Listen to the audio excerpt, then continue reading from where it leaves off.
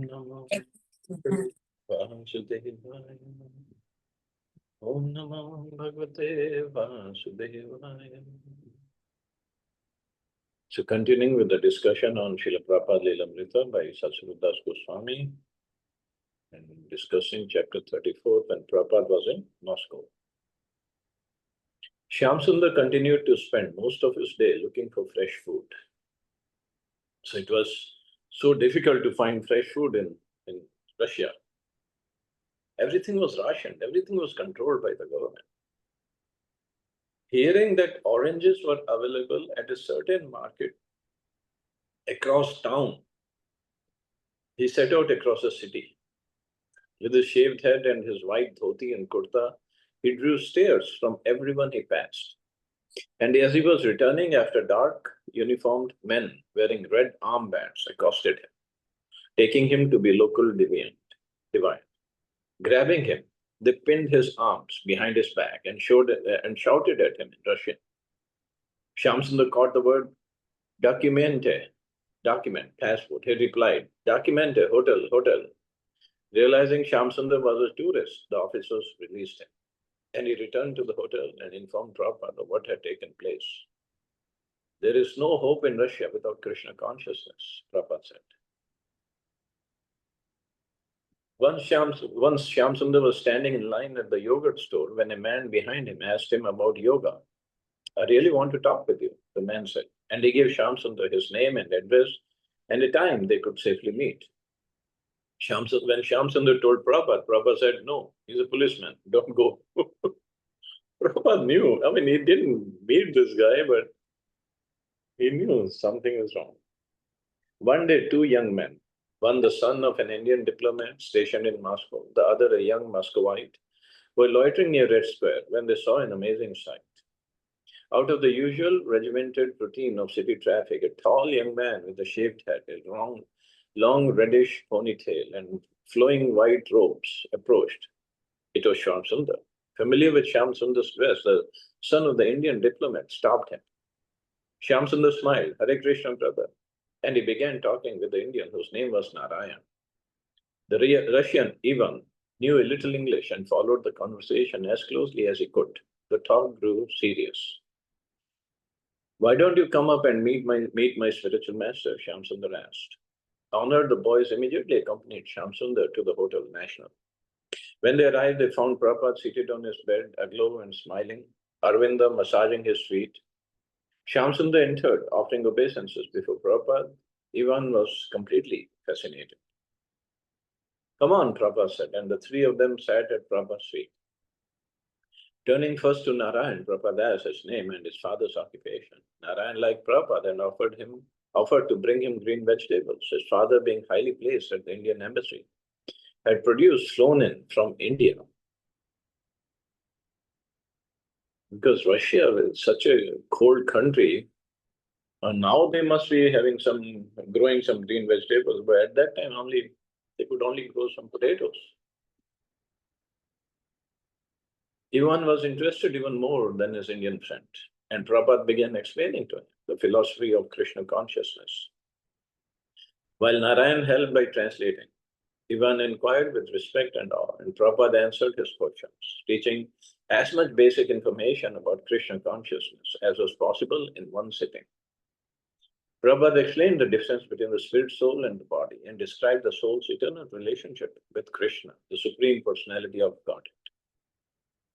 He spoke of Bhagavad Gita, of his network of temples around the world, and of his young men and women disciples, all practicing Bhakti Yoga.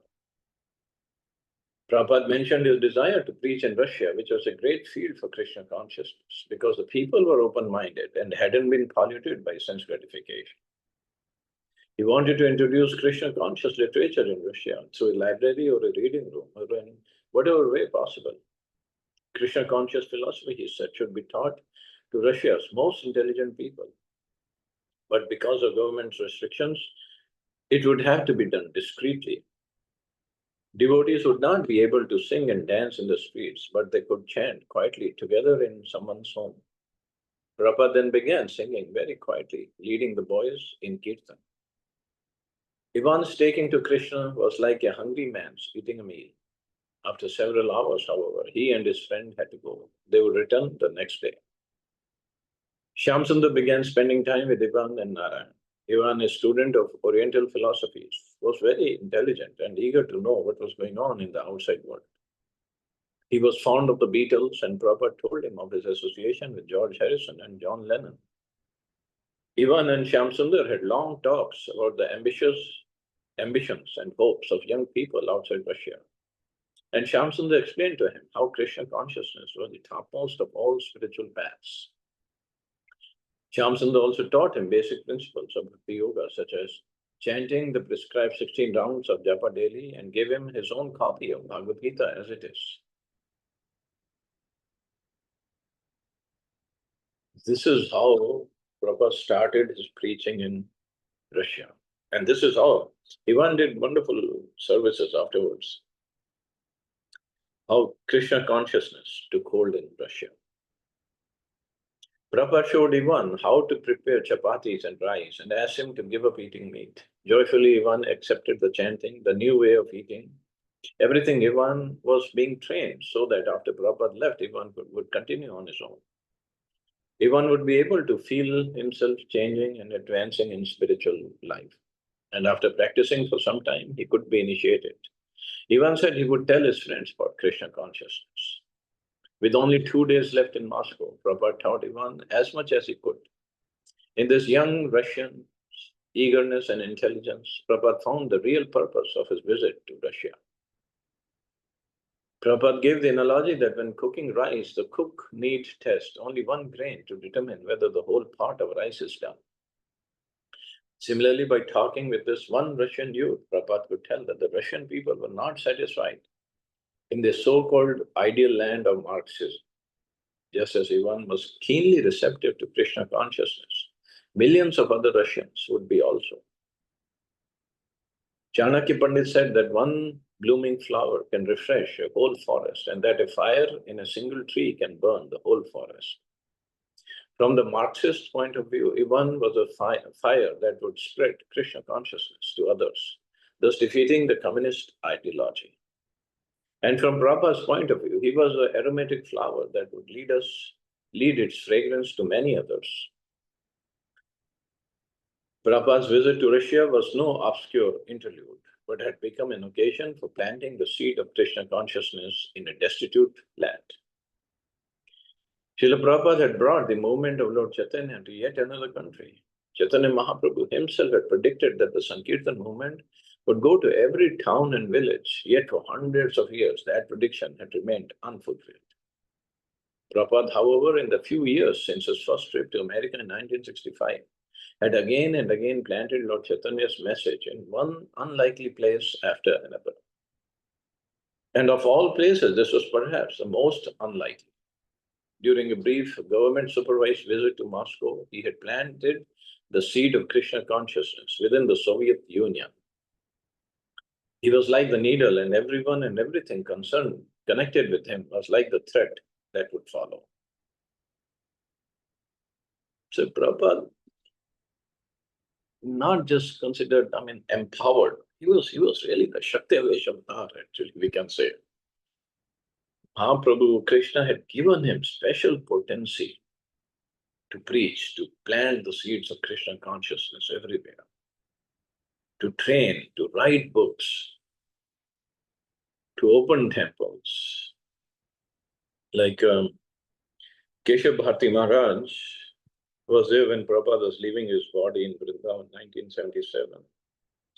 And Maharaj was standing there at his bedside and he was saying, Prabhupada had changed everything about me, how I dress, how I walk, how I talk, how what I eat. Everything this man has changed about me.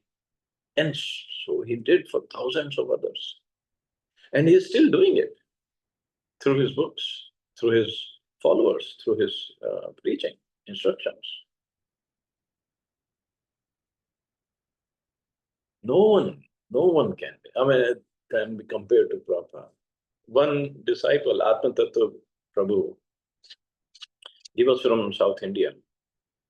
Again, a very big scholar. So he took Prabhupada's picture, just a picture of his face, to South India. In South India, there are so many um, different kind of people who tell different things. So this person, he was expert in looking at the face, looking at the picture, measuring, he has some threads to measure something, then he could predict future by just looking at the person's face.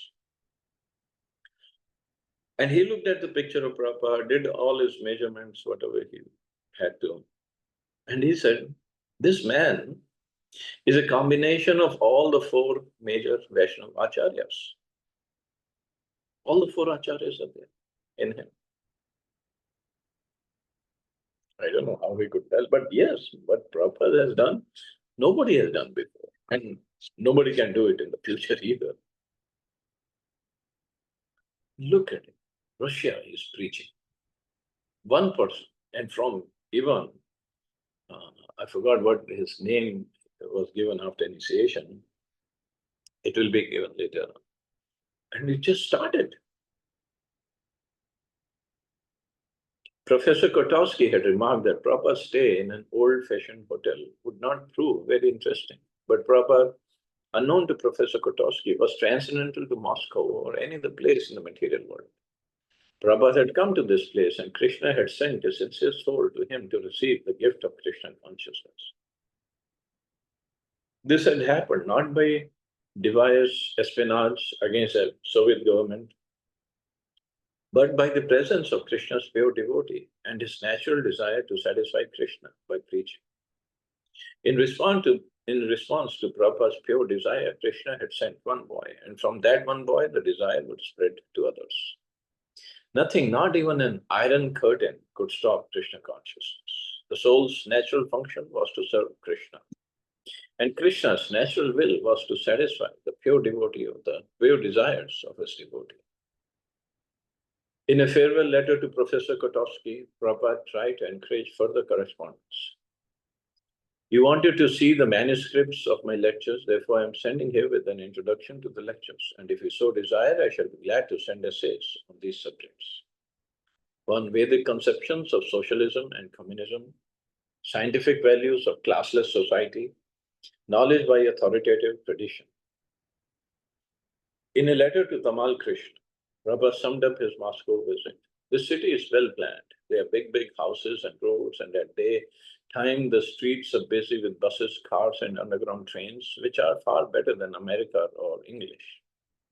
The underground streets are very neat and clean. The surface streets are also daily washed, but there is some difficulty in collecting vegetarian foodstuff. Still, we are cooking our meals by the cooker, which has saved our lives. We talked with one big professor, Mr. Kotowski, and Shamsundar talked with many great writers and musicians. Two boys are working with us, one Indian and one Russian. So there is a good prospect for opening a center, although the atmosphere is not very good. The embassy was no help. So a visit to Moscow was not so successful, but for the future, it is hopeful. Tomorrow I go to Paris for one day, then to San Francisco, Rath Yatra, and then I shall come back to London. So this is how Prabhupada summed up his trip to Moscow. Paris, June 25th, 1971. Srila Prabhupada was lying on the couch in the conference room of the Indian Tourist Office, having just come from Orly Airport. Two disciples, Aradhana and his wife Shantanu, had come with him in the taxi and were the only others in the room. Since there was to be a press conference later, Prabhupada said he wanted to rest, and he closed his eyes. At the airport, Paris immigration officials had detained Prabhupada while some 30 European devotees, none of whom had ever met him, had waited anxiously. They had glimpsed him as he had walked from the plane to the terminal building, and they had watched him carrying his sannyas danda with umbrella strapped to it. He had waved to them, holding up his bead bag. But then he had been kept from them, just beyond a thin wall, until finally, after 2 hours, Paris immigration had allowed him through. The Paris devotees had not arranged a car for Prabhupada, so when he had asked for one, several devotees had run off to hail a taxi. When the taxi had arrived, Prabhupada, along with Aradhana and Shantanu, had started for the Indian tourist office, leaving the others to join him later. After a brief rest, Prabhupada opened his eyes and saw Aradhana, Shantanu, and Shyamsundar in the room. The other devotees and the press would be arriving soon. As Prabhupada sat up, Shantanu offered him some mango. And Srila Prabhupada smiled. Yogeshwar. I sat outside the doors to Prabhupada's room, eating the peel of the mango Prabhupada had eaten. My heart was pounding, and I had no idea what it was going to be like after having been initiated for a year and a half, and having never met my spiritual master personally, but now knowing that he was just behind that door. Then Shyamsundar opened the door and peered out and saw me sitting there. He stuck his head back inside the door and said, "There is a devotee there. Shall I let him in now?" Srila Prabhupada. I peeked around the door, and Srila Prabhupada, who had been lying down on the couch, was now sitting up with his hand on his knee very solidly, with a royal, majestic look. He responded to Shyamsundar's question by motioning with his hand that we could all come in. It was the first perfect thing I had ever seen in my life, that one gesture. So I came in and immediately fell flat on the floor. And then I understood that now I am with my spiritual master. Gradually, the devotees began arriving from the airport, and they came into Prabhupada's room. The press also arrived as Prabhupada spoke warmly and pleasantly with his followers, encouraging them in the preaching and telling them of his own recent preaching in Moscow. Hardly any of the devotees had ever been with the spiritual master before, and Lokshanananda began introducing them to Srila Prabhupada. And this is again another thing nobody had done before, just initiating devotees by mail. The temple president would take care of the initiation procedure, and they would all become Prabhupada's disciples. And Prabhupada would give them the names also by mail. So the president or whoever the authority was, local authority, they would conduct the initiation. And the devotees are like, here, they never met Prabhupada, but so much of faith they had developed in Prabhupada. Harivilas, I arrived late, and when I came in, I was mixed up with surprise, with elation and egotistical pride, and with amazement that the Lord's pure devotee was there. I walked in with Ghanshyam, the boy who had started translating some of Prabhupada's books into French. The room was almost filled, and Ghanshyam immediately sat down in the back. I was the president of the temple, and I was very proud and puffed up about it. So I made my way all the way up to the front, where Srila Prabhupada was, and I sat down right next to him. I looked at him, expecting him to look at me and smile or some recognition, but he did not even look at me at all. Lokshanananda was introducing all the devotees to Prabhupada. Lokshanananda said, "This is Ghanshyam, he's a translator." Prabhupada said, "Where is he?" And everyone looked around to Ghanshyam, and in the back, Prabhupada said, "Let him stand up, please." Ghanshyam stood, and Prabhupada looked at him and smiled and said, "Oh, thank you very much." Right then I felt a little funny. I said, they were wondering, what have I done? I walked all the way up to the front, and I'm expecting so much recognition. Then Lokshanananda said, "This is Harivilas. He is the president of the temple." Prabhupada didn't even look at me, and I knew, yes, I had made a big mistake. I began to realize, this is my spiritual master, because immediately he had acted in such a way as to point out a great fault in me. The reporters began their questioning, and Prabhupada patiently answered them, taking advantage of the sometimes superficial questions to elaborate on the philosophy of Krishna consciousness and explain the Krishna consciousness movement. The conference ran 1 hour. As Prabhupada left the Indian tourist office, he found that there was no car to take him to the temple. While several devotees ran around trying to find a taxi, Prabhupada waited, standing before a sidewalk cafe.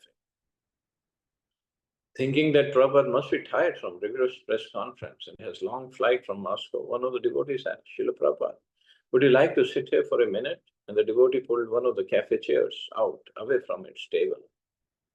"What's this place?" Prabhupada asked. "Oh, this is a sidewalk cafe," the devotee replied. "What do people do here? Do they smoke and drink?" "Yes, Srila Prabhupada, it's a cafe. They serve alcoholic beverages."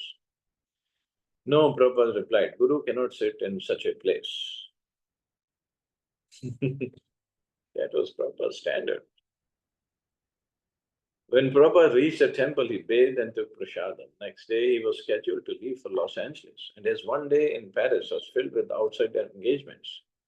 He rested and again went out to preach. The devotees had rented the Olympia Theatre, a large auditorium meant to seat more than 2,000. But because the devotees had advertised Prabhupada's lecture only 2 days in advance, only 40 people attended. Prabhupada was undaunted and he lectured and held kirtan. Afterward, he went to a television studio for an interview. By the time Prabhupada returned to the temple, it was 1 in the morning, 1 a.m. And Prabhupada had traveled from Moscow. He's 75 years old. Shyam Sundar told the devotees who had all accompanied Prabhupada during the day that they should rest a full 6 hours before rising. But the next morning, Prabhupada rose as usual, and at 5 o'clock, he was demanding to know why there was no Mangala Arati. He sent his servant to wake the devotees, and as the devotees were hurrying to the temple room to begin their morning worship, Prabhupada was going out on his morning walk. Accompanying Prabhupada on his walk were Shyam Sundar, Arvinda, and the Paris temple president Harivilas. The spring morning was sunny, and Prabhupada, walking with his cane, appeared noble. Shyam Sundar, Prabhupada asked, why are all the householders in Maya?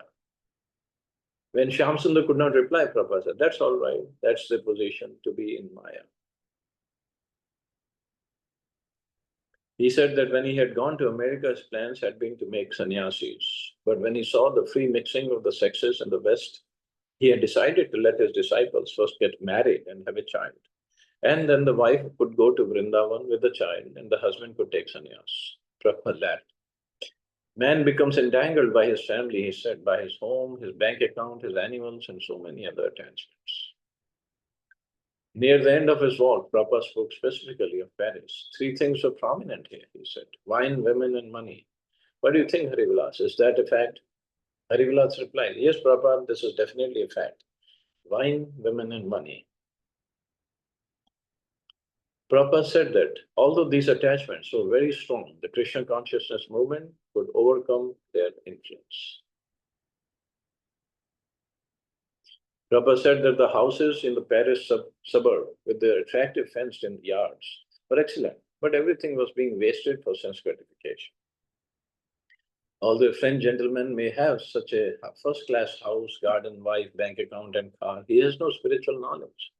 Therefore, he would always remain attached to his first-class possessions, and at the end of his life, his great attachment will lead him to take birth as a cockroach or rat or dog within the same house, because of his attachment to that particular house. As Prabhupada and the devotees continued walking, Prabhupada asked Harivilas how he thought the temple's preaching was faring. Harivilas said that he thought it would be successful, but that it might be a good idea to make extra income by starting a business. Your business is preaching, Prabhupada said. If there are some householders, they can do business. When Prabhupada and his party arrived at the temple, they found the devotees eagerly waiting for Prabhupada's morning Bhagavatam lecture. But there was no time. Prabhupada had to leave at once for the airport. He was returning to America. So thus ends this chapter. So tomorrow we'll start the new chapter, chapter 35. Anybody have any questions or comments?